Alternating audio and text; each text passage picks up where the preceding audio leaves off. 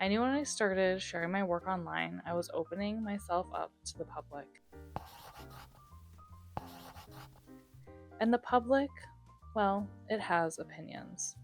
Some are kind and helpful, others are constructive and well thought out, but there are some that are just plain RUDE rude. I am a real person. My name's Jessica, and I have real feelings. I put my time and energy and care and love into things that I work on and the things that I share. It's personal.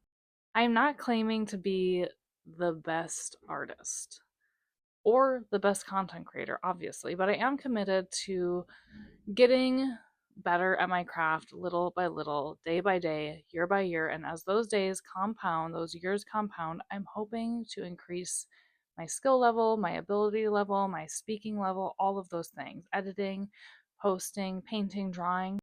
And when I was a kid, I was super shy. I was super shy, and all it took was one disapproving glance from an adult or my mom, and it would literally send me to tears. Like, I did not want to do the wrong thing. I did not want to be put on blast by my peers. I was very sensitive. So today I am sharing my journey and my art online, and honestly, that's huge. And it's also just a little scary. I want to share with you guys a quote that helps ground me when I feel a little shaken from an unkind comment. And that is from Anise Nin. I believe I'm saying that correctly. And they say, people do not see the world as it is. They see it as they are. But when we get rude and hateful comments, it honestly says a lot more about them than it does about us or that it does about me. Now, that being said, I do have some personal boundaries around negativity for myself and what I am willing to put out on the internet. I personally am not someone to just leave mean or unhelpful comments or troll people online. And maybe that's because I'm a millennial and I just know that the more I pay attention to certain content or interact with certain creators that I do not value and I do not align with, the more of their content is going to show up on my home feed. And I don't want that. So if I don't like it, I scroll, and if I do not have anything helpful or kind to say, I say nothing. I really feel like that is a good way to live your life online. Now, that being said, I am totally open to receiving helpful and well thought out feedback about how I could improve. But if you are just leaving a comment that is just rude, that's just like, hey, your art's ugly. Like, yeah, okay, it's art. That's your opinion, right? Or the various other rude comments I've gotten as I've been creating and making my journey online, I have decided to just simply reply with an okay, cool. That's all you're going to get. Because at the end of the day, the curmudgeon that ended up leaving a rude and unhelpful comment, they never actually replied back to me. I don't think there's ever been a time they leave the comment. I think they forget they even sent it, and then I'm sitting there thinking about it way too long, which is not good for me. So I am learning how to let it go. I truly believe that learning how to deal with negativity is a skill, and it is one that I am still building. So here's how I'm walking myself through it. Over the past several years, I have been working on reparenting myself and doing inner child healing and inner child work. So, what that looks like is honestly me just talking to myself and talking myself through situations that are difficult and challenging as I would do it for my own kids or kids that I interact with and guide in my real life. Step one, I validate my feelings. And that looks like this. I say, well, that makes sense if you feel upset. So I name the feeling. Hey, it totally makes sense that you feel upset or frustrated or angry or sad because you worked really hard on this video and this person doesn't even understand the whole scope of what you're talking about because they didn't watch the last video. They don't even know where you're coming from. So you feel misunderstood, and that totally makes sense that you would feel upset about that. And sometimes this process of just feeling your feelings and not pushing them down or pushing them to the side is easier said than done. Because when we're processing those feelings, we have to sit with them and we have to feel uncomfortable, and that doesn't always feel good. Sometimes what I do in addition to just state validating my feelings and explaining to myself why it makes sense that I feel that way, is sometimes journaling can also help. So I'll do a little journaling and just kind of get all of the thoughts and fears and negativity out of my head and onto paper and release it.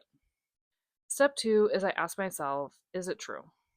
If it's not true, I gotta let it go.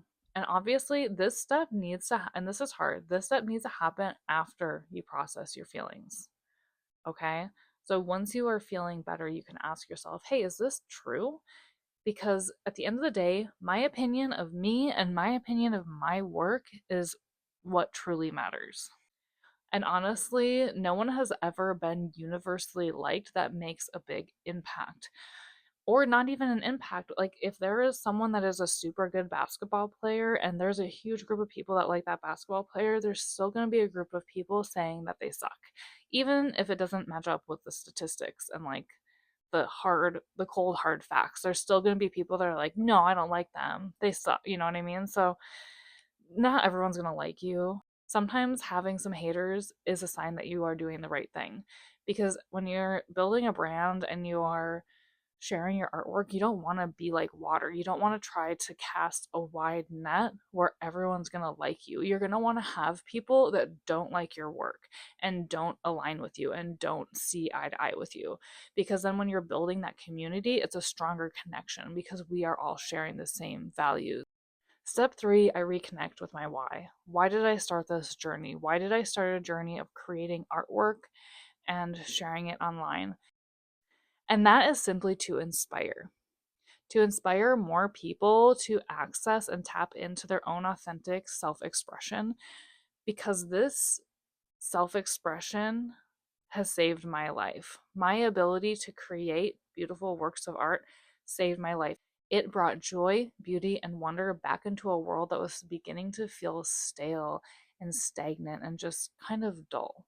It gave me a sense of purpose and personal power.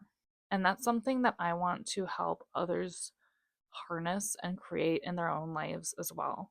Creating artwork, and no matter what it is, it could be painting, drawing, writing, creating videos, no matter what you're creating, no matter how you're expressing yourself, it could be your clothes and style.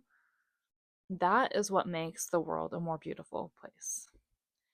And I think it's a really important and undervalued thing in our society where we're constantly trying to consume, is to take our power back and to actually create. You want to see some beautiful artwork in this world, you create it with your own hands.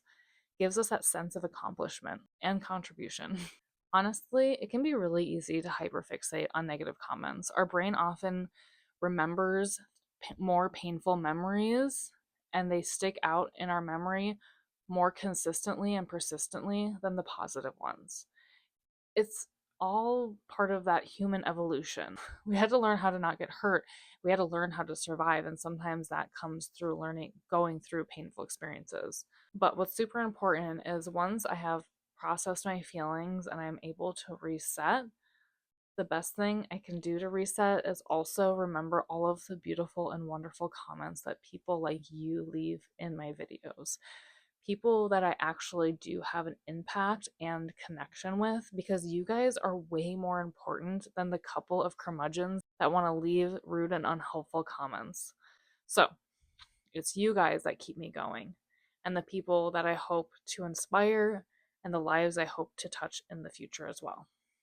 Now, I have a art series coming up that I'm going to start working on, and I'm really excited about it.